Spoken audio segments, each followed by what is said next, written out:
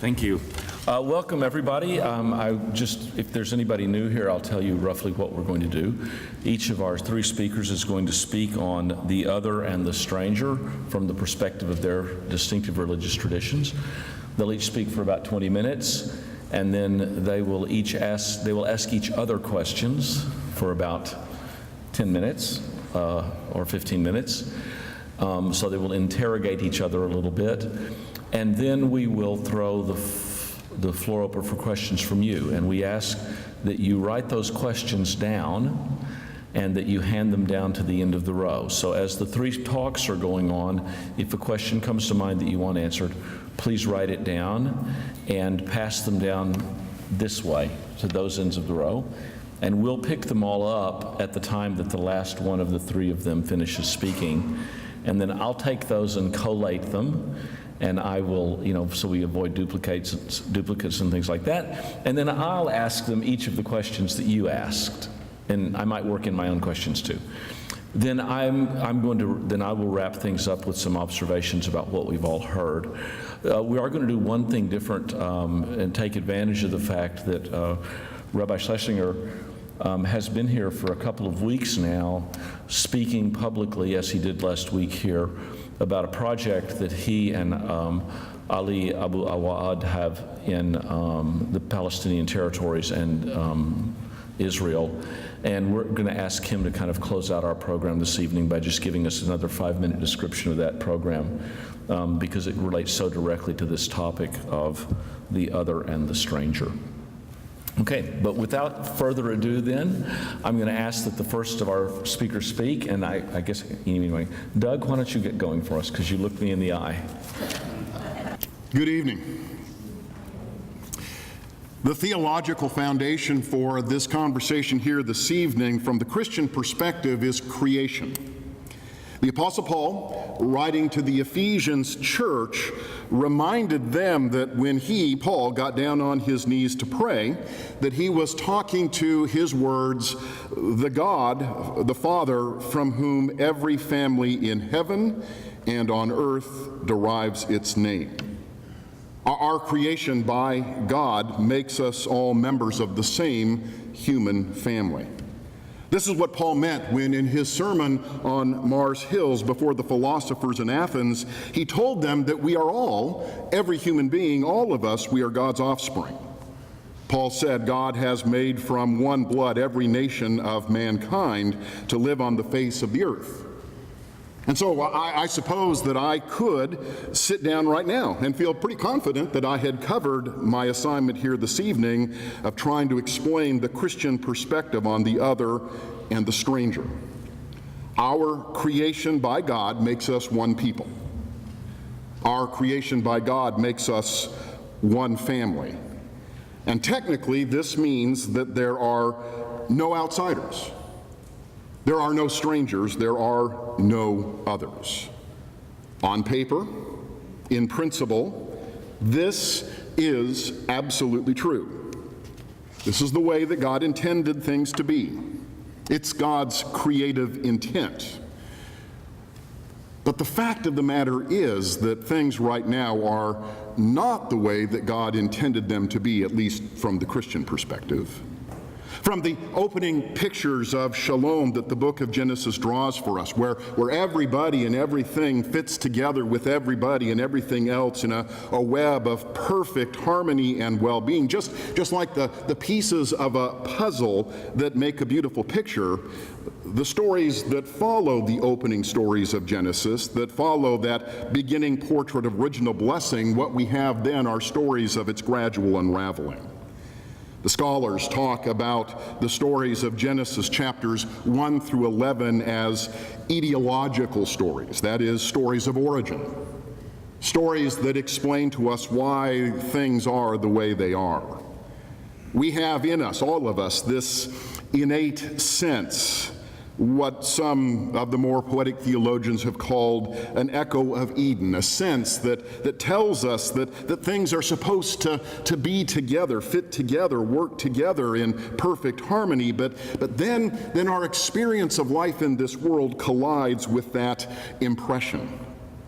Our experience of life in this world is anything but shalom. Our experience of life in this world is anything but harmony. And so the stories that the Bible tells after the stories of creation are stories that explain why it is that we feel so estranged from God spiritually, so estranged from our own selves psychologically, so estranged from creation ecologically, so estranged from each other sociologically. While we are all one family, all children of the same God, we nevertheless experience each other by the things that make us different. We divide from each other on the basis of things like race, gender, economics, geography, culture, language. Donald Craybill, a Mennonite theologian and sociologist, describes the familiar pattern by which we organize ourselves socially. He compares it to a checkerboard. He writes, each square on the board represents a particular category of persons. Boundaries emerge to set groups apart from each other. Members within those squares have a clear sense of whether they are in or out of that particular group. Social interaction is organized around the boxes and the lines of that checkerboard, and so we wind up relating primarily to persons in our own square or in the squares next to us. And then in turn, we begin to grow leery of those in squares far away from our own. Biblically, this is what the story of the Tower of Babel in Genesis chapter 11 is about. Since the separation of that scattering, we have become strangers to each other. We have lost touch with creation's bond of shalom that makes us conscious of our connection with each other as members of this same human family, and we have settled quite comfortably into our different squares on that checkerboard, where increasingly we become strangers to each other. We begin to relate to each other as others. As Christians, when we talk about God's saving work in Jesus Christ, we believe that what is being repaired is what has become unraveled in this story of the unraveling of all of our relationships. What's being restored from the Christian point of view in salvation is a restoration of God's original creative intent for us and for the world. In one sense, it's about getting ourselves back to the garden. And part of this healing is a movement away from the separation of Babel that has made us strangers and a return to our more foundational identity as members of the same family. The New Testament ends with a stunning vision of a new heaven and a new earth, with a new Jerusalem coming down out of heaven from God. This is the image of salvation when it is complete, when it is finally complete. And the great architectural feature of this coming city of God are its four walls, with 4 gates on each side, 12 in all, and those gates are open. They are open all day and all night so that people from the nations can stream in, bringing their glory and honor with them to lay before the throne of God. And in the glimpse that John was actually given of God's throne, it was surrounded. God's throne was surrounded by people of every tribe and every tongue. You see, in the end, a Christian thinks that by the grace of God, the human family is indeed going to make its way back to the garden, where once again we are no longer strangers in God's shalom. But that's in the future.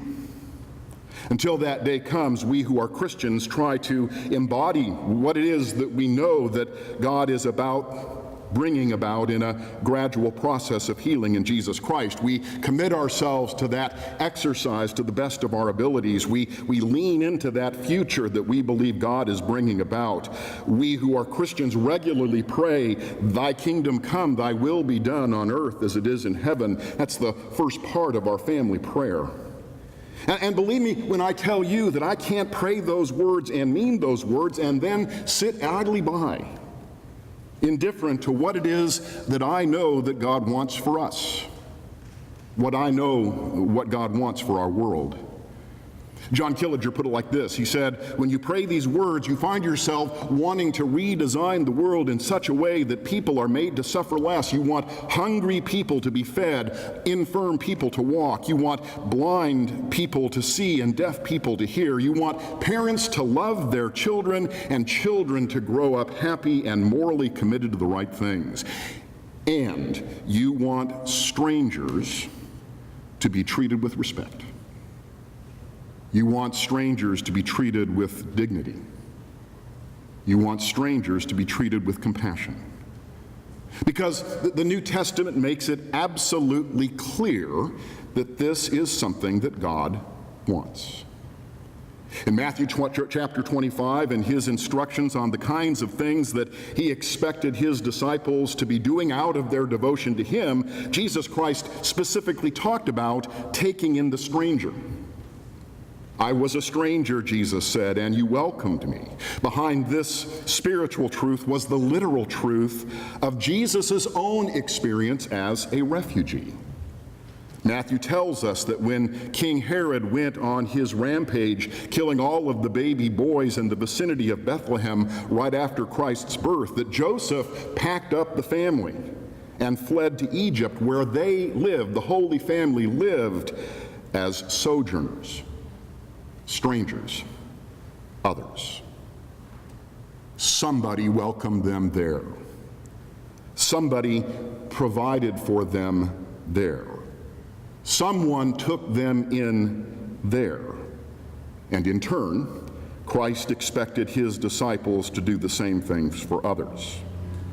In Romans 12:13, the Christians of the Roman Church were told to practice hospitality. The word that appears in the Greek text is xenophilia, which literally refers to loving the stranger, the exact opposite of the word that's probably more familiar to us, xenophobia, the fear or the hatred of the stranger.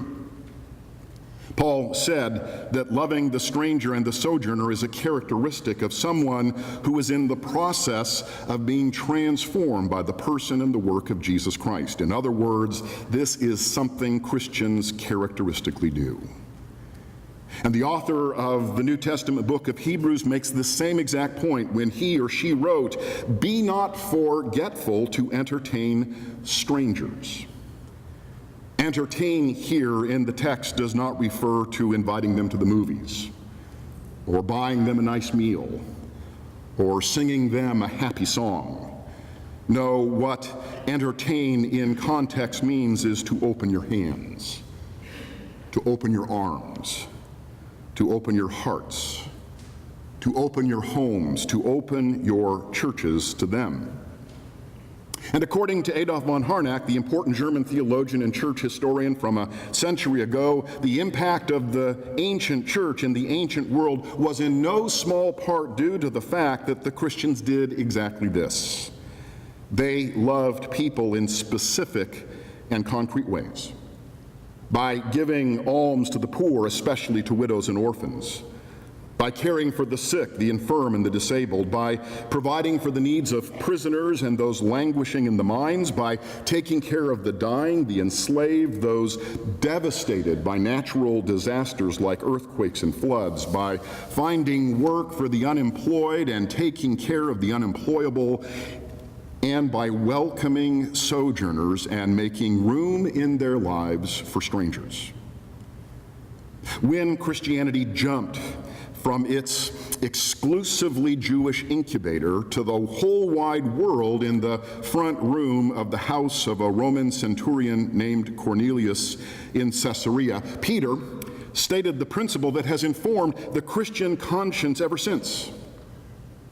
Peter said, "I get it. I truly understand that God shows no partiality, but in every nation, anyone who fears him and does what is right is acceptable to him."